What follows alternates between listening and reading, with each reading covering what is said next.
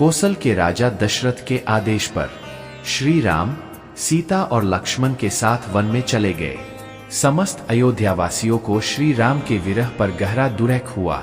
साकेतपुर के साथ श्री राम का अलगाव अस्थायी रूप से दुखद था, लेकिन इस घटना ने पूरी दुनिया को खुशी के माहौल में डुबो दिया था। यह वह समय था जब स्वर्ग के सभी देवताओं को खुशी महसूस हुई।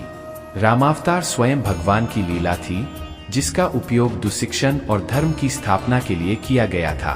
रामावतार के साथ संपूर्ण भारत पवित्र भूमि बन गया। राम के मानवीय मूल्यों और अच्छी समानताओं ने उन्हें सर्वश्रेष्ठ मानव का आदर्श पुरुष बनाया।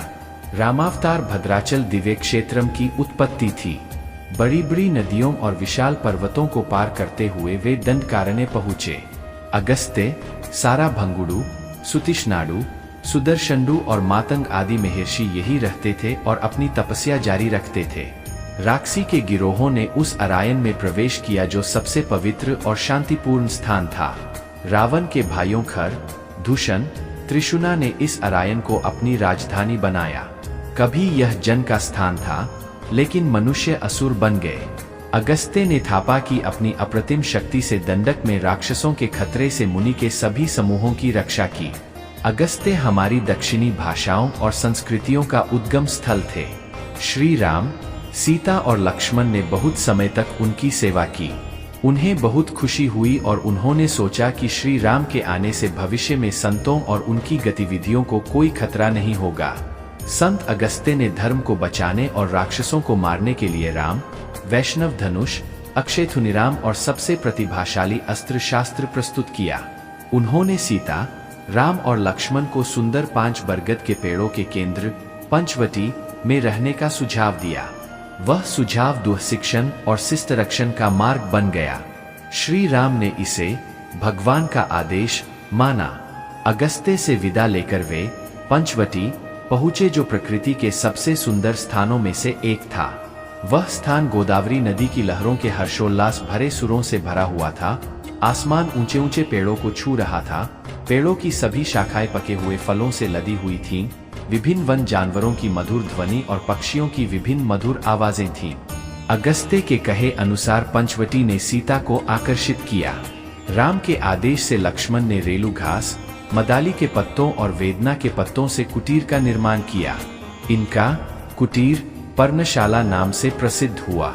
वे अपना सर्वाधिक सुखी जीवन पर्णशाला में व्यतीत कर रहे थे। सीता और राम की सेवा करके लक्ष्मण को परम भक्ति में सुख का अनुभव हुआ। उस काल में एक छोटी सी घटना भद्रा के जन्म का कारण बनी। भद्रा की थापम के प्रभाव से भद्राद्री नगरी की उत्पत्ति हुई। भद्रा की कहानी ही भद्राचल रामायण बन गई। भद्र की कथा रामायण में एक छोटा सा बीज थी। महान संत वेद व्यास ने ब्रह्म पुराणम में भद्रा की कहानी का विस्तार से वर्णन किया है। ब्रह्म पुराणम की सहायता से और उनके महात्म्य को बढ़ाने के लिए हमें भद्राचलम के इतिहास का अध्ययन करना होगा। यह त्रेतायुगम था। यह पंचवटी का स्थान था। लक्ष्मण की सबसे प्रिय सेवाओं के साथ सीता और राम बहुत खुशी से अपना जीवन व्यतीत कर रहे थे।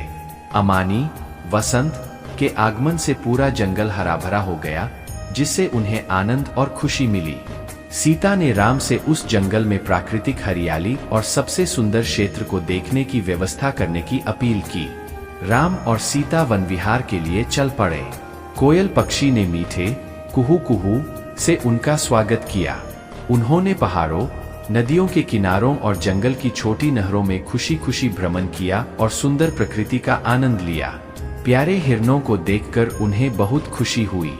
वे गोदावरी नदी को देखते हुए आनंद से डूब गए, जो ट्यूनिंग और टर्निंग पर चलती है। दंडकारण्य ने ही उनके लिए स्वर्ग का मार्ग प्रशस्त किया। भूमि उनके लिए विहार भूमि बन गई। सीता इतनी थक गई कि उसे धूप का पता ही नहीं चला और उसने हमेशा के लिए भूमि को भी नहीं छुआ। श्री राम ने सीता की हालत देखी। वे मुस्करा उठे। उन्होंने विश्राम स्थल के लिए इधर उधर देखा। उसने पगोड़ा की झाड़ियों के नीचे एक बड़ा चौड़ा पत्थर देखा। यह एक चौड़ा बड़ा पत्थर प्रतीत होता है। दोनों वहां पहुंचे। पगोड़ा और पोन्नाला की गंध ने उनके मन और हृदय में खुशी पैदा कर दी।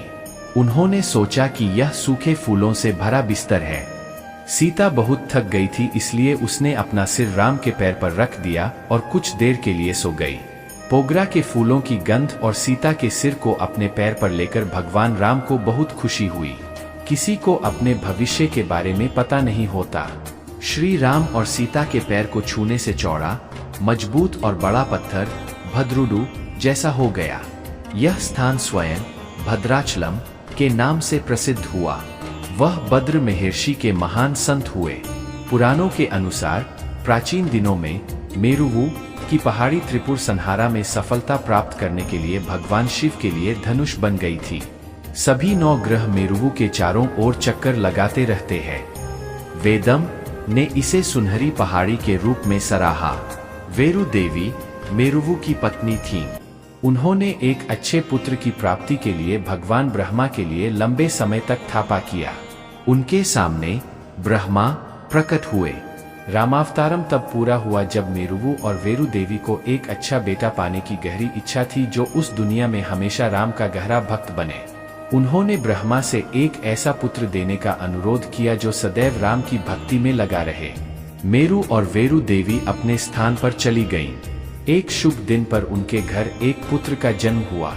मेरुवु की खुशी की कोई सीमा नहीं थी। उन्होंने 11वें दिन का समारोह भव्य स्तर पर मनाया।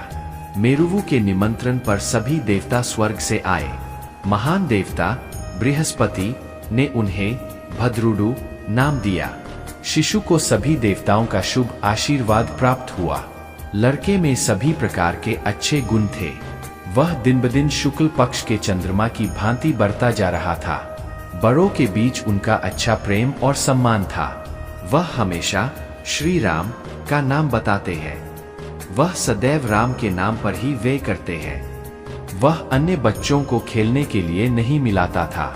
वह एक संत प्रतीत होता है और एक कोने में बैठा रहता है और हमेशा राम के स्कोलों के बारे में बताता रहता है। इस स्थिति ने पति पत्नी को गहरे दुरख में डाल दिया। एक दिन संत नारद मेरुवु के घर आए। उन्होंने अपने अतिथि का हर प्रकार से आदर सत्कार किया, परंतु वे दुरख ही दुरख प्रतीत होते हैं।